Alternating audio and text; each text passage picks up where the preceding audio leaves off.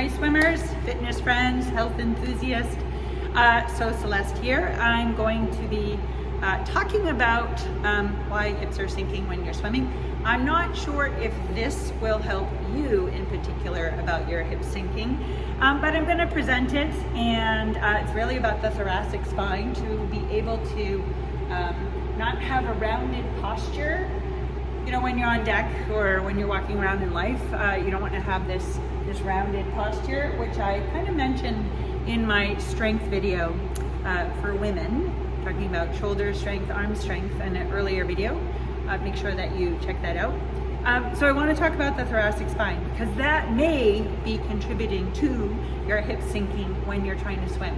So that said, it's also really good to have good thoracic extension in your spine so that you're not walking around kind of slumped over with that rounded back and that forward head position. So if you can imagine that if you have that rounded posture and that forward head position, and then you go in the water and you're kind of like trying to press your buoy. Sometimes people say that about kind of leaning in on your chest, and when you lean in on your chest, you're already rounded, you try to lean in. All it's doing is actually causing your spine to curve more and possibly causing your hips to sink. So if you're already in that kind of rounded posture, we're going to talk about how to open up the chest, how to get some access to that thoracic spine so it moves in and up. And also it's just really good to be able to walk around on a daily basis, all right, with an open chest and a nice tall posture and not rounded, okay, and collapsing in on your lungs. So there's some real benefits to having that strength in the thoracic spine. You'll be able to breathe easier, you'll be able to move your shoulders, you'll be able to move easier, you'll be able to breathe easier because your lungs are open, you're not kind of, again, folding in on yourself. You'll be much taller, you won't be shrinking as you get older. And also, you know, the shoulders are rounding forward, so when you're swimming or lifting, okay, you're not going to be accessing the muscles that you want to be using. So something else is probably going to compensate. Not such a good thing. So when you're swimming or in the weight room, when you're walking around on a day-to-day basis, you want to be tapping into those muscles that you're trying to use so that you don't get injured or have some overuse injury, any of that kind of stuff. Also, when you're swimming, you know, if you're open water and you're trying to sight and you're in this rounded position, when you go to lift your head to sight, you're not able to get that upper back to move in. Okay, you try to lift your head, your hips are going to sink, and then you're pushing down on the water and everything just kind of falls apart on you. All right, so talking here, we're going to go up to the weight room and do some thoracic extension. Maybe familiar if you've already looked at my strength for upper body strength for swimmers, for older women. I'm going to come back here and hop in the pool and kind of take it from there. So we're doing this dry land because you want to get that mind-body connection. So I can talk about, you know, the torso being rounded, and you're like, okay, I understand what you want me to do is to kind of move this part of the spine in. See how I grow taller? I get a little taller there by moving that part in. But if I don't have that mind-body connection, if you don't have the intelligence, you understand what I'm saying, but you can't make it happen in your body, okay, then that's not going to help. These are just words, blah, blah, blah, blah. So the dry land can get you to start to access that area of the body that I'm talking about, so that when you go in the water, you have a little more familiarity. The water is already challenging enough because it's this moving, fluid kind of environment. Your face is in the water, you've got to figure out that breathing thing. So, yeah, we'll do some dry land, set yourself up, work on that mind-body connection, access that part of the torso. It's going to allow you to do it in the water. It may take a few practices. Don't just watch this video once. You know, commit to it a couple of days or every time you swim before you head to the water.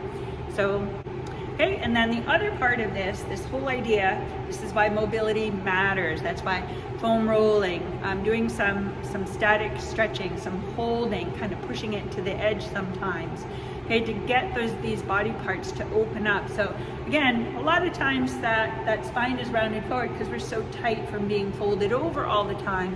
So I'm going to take you through some of these exercises to open up these nice tight muscles here, strengthen the muscles on the back, have access to that thoracic extension so you're growing nice and tall and long in the water, and that you're not walking around with that forward head position or kind of collapsing down on your organs here. You've got a nice breath coming in, so you're just so tall, and life is just grand when you can breathe really well.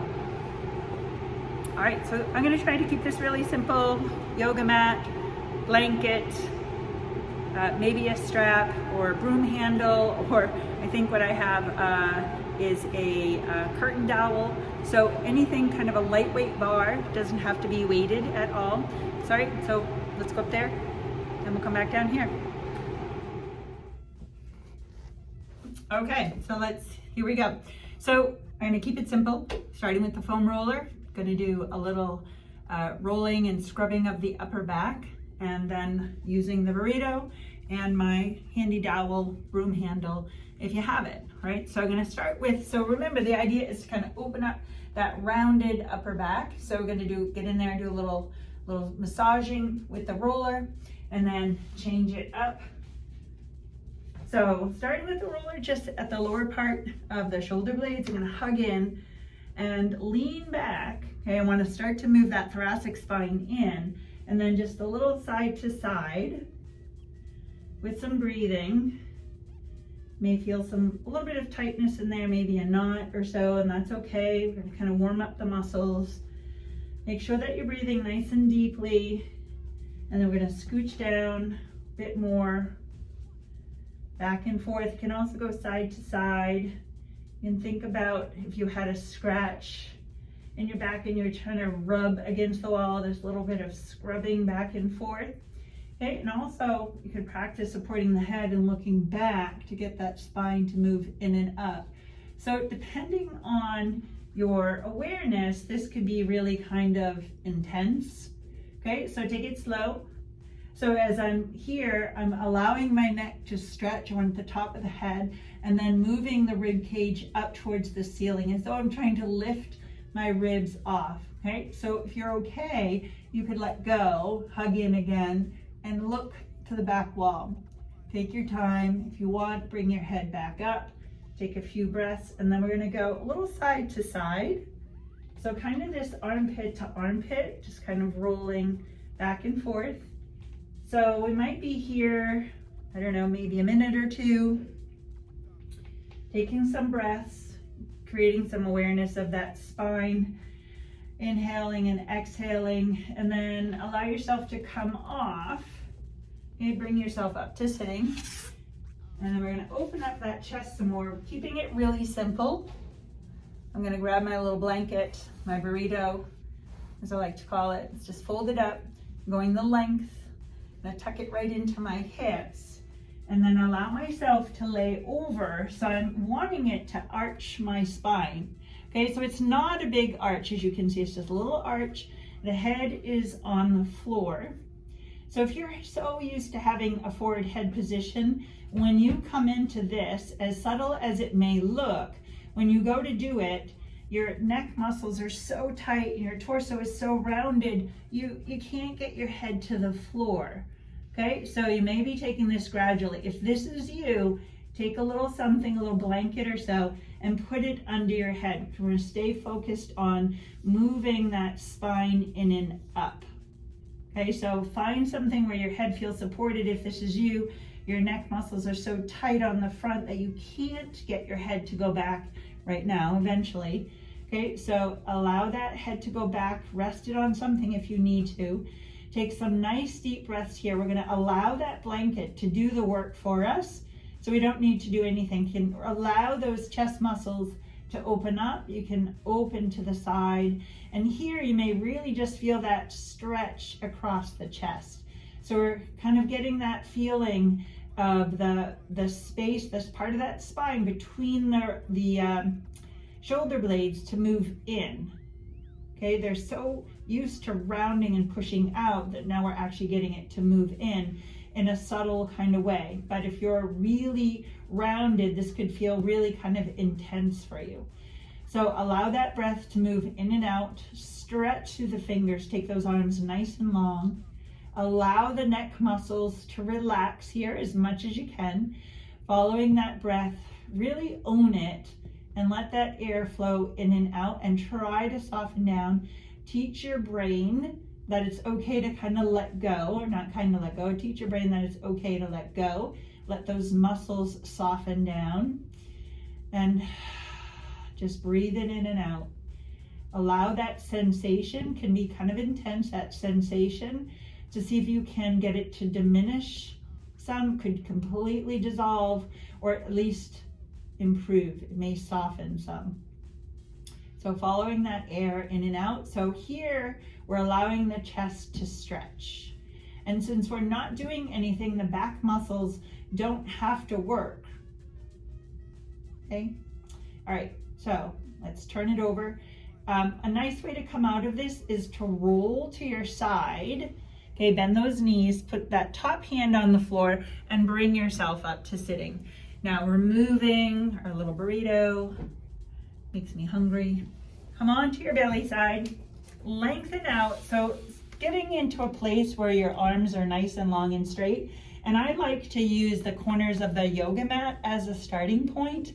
So it can be hard to get those arms straight if your upper back is so used to being rounded. So you might be here because your upper back is rounded and it's kind of smushing your face into the floor. So hopefully with that little burrito exercise, you're able to start to move that spine in some. Okay, so now we're going to work with the dowel. So I'm going to take a nice wide grip again using the corners of the yoga mat. That's where my arms are. They're nice and wide. I'm holding onto it as though I'm trying to break that dowel in half. Okay, so it may result in a little feeling of spinning the elbows down. And that's kind of nice because then I feel like I'm then locking my bones into my shoulder socket. Squeeze the legs together. You can't really see my legs here, but I'm squeezing those legs together. I'm going to push up through the back of the knees. So I'm getting the whole back side of my body to work here. So squeezing the glutes, pulling the belly button off the floor, moving the shoulder blades in towards the spine and down the back. And keeping my head in that neutral position, I'm just going to allow the arms to lift off the floor. Okay, breathing. I'm not doing the lift by throwing my head back. Okay, the arms came up. And then lower back down. Take a nice deep breath here. Check that the shoulders didn't hike up when you lifted. So just really keep them drawn down. The back side, your back and your butt and your hamstrings should really be lighting up here because it's challenging. Take those arms up and back. You're gonna move that thoracic. We're strengthening the back side of the body. Okay, around the shoulder blades. All right, take a nice deep breath in. On the exhale, lift.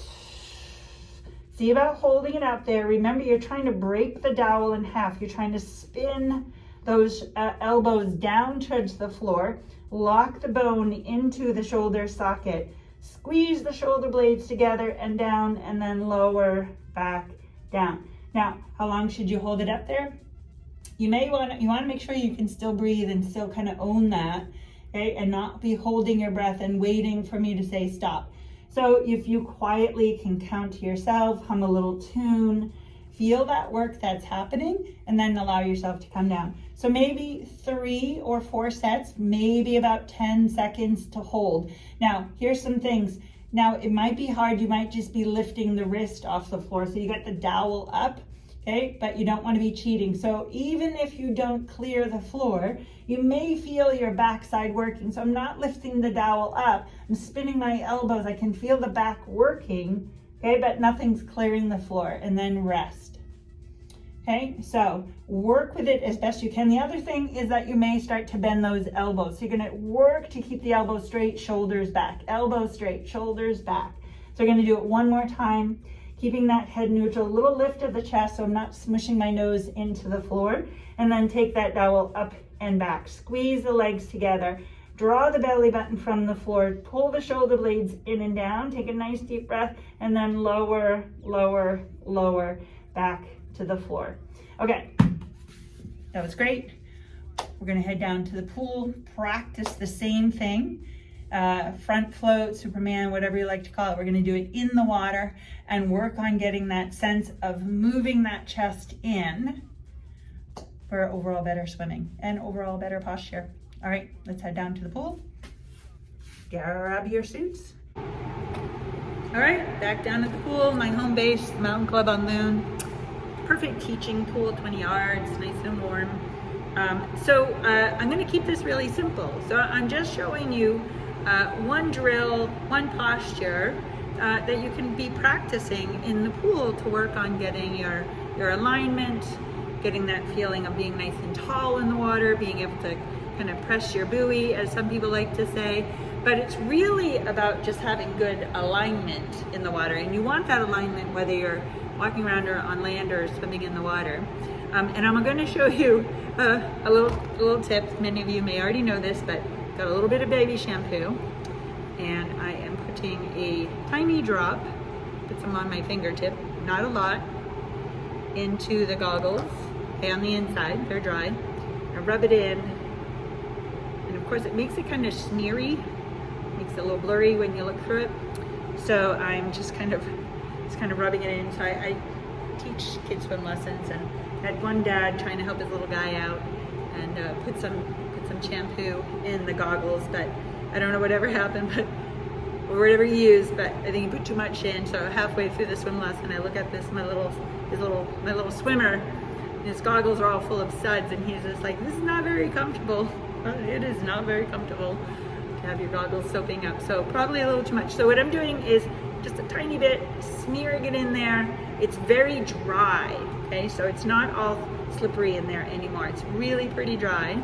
And then when I get into the water, I'm gonna dunk them in the water, put them on my face, and they are not going to fog up. It's baby shampoo, so if it does happen to get in my eyes, it's not gonna sting. It might feel a little uncomfortable, but it's not going to be a pain. So, all right, cap goggles, and into the water I go. Okay, goggles dunked, goggles on. These are like my favorite goggles. They're kind of the equivalent of big black eyeglasses, big frames that I can see. All right, so starting off with this front float, I'm going to be sloping my arms down. I'm going to be not rounding my back. I'm going to keep those shoulders down. Not a hard squeeze, okay, but I just want to get that sense of moving the chest forward.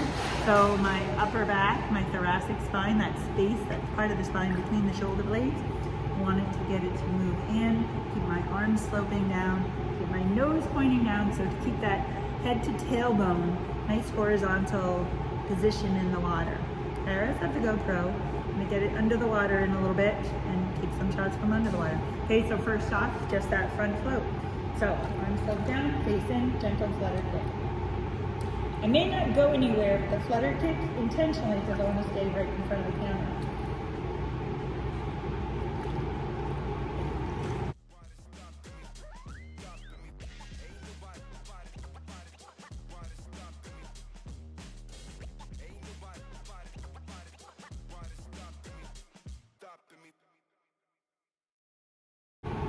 Okay, so what you'll notice is you'll see the back of my head, shoulders, and my hips, my butt side, still at the surface of the water. And that's with a flat back. So let's see what happens from above water when I intentionally round my spine. So if this is you and your spine is naturally rounded, you may see that the hips start to drop. All right, so that's what this looks like.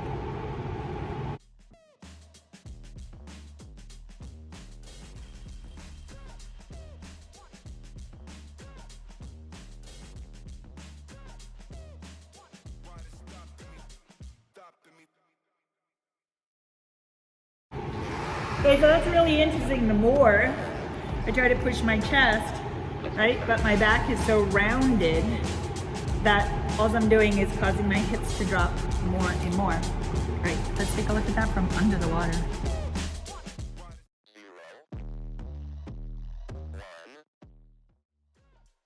Let's get started.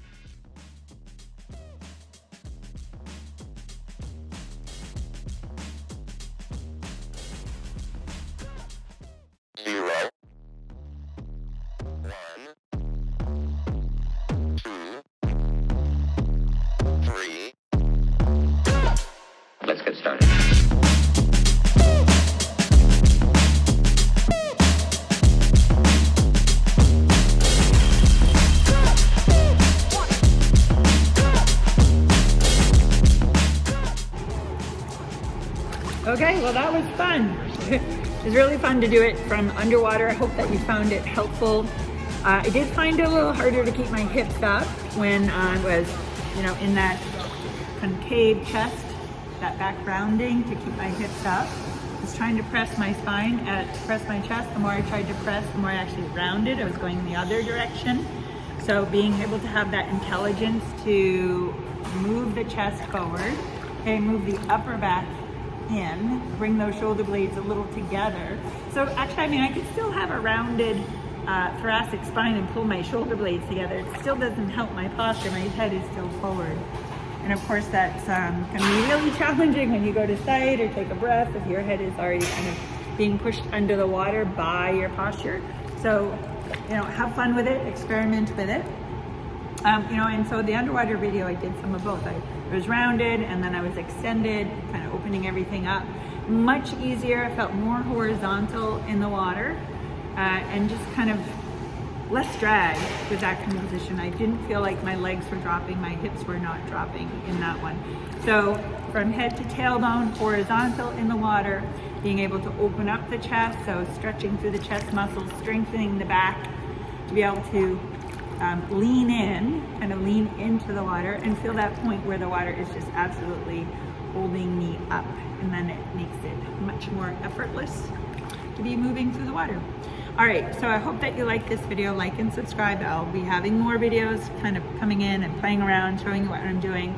And also my new website, so that will be coming out. It is now May of 2025, so that should be coming out soon. Just putting the finishing touches on it. Looking forward to launching it. simple-swimfitnesshealth.com. So that's going to be coming soon.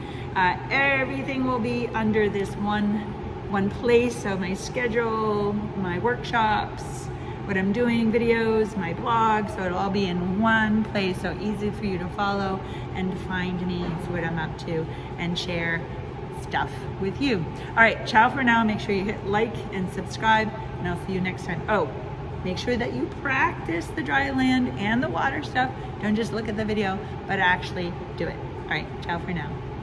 That's really it. I'm really done. That's all I have to say. Nothing else. Okay, bye.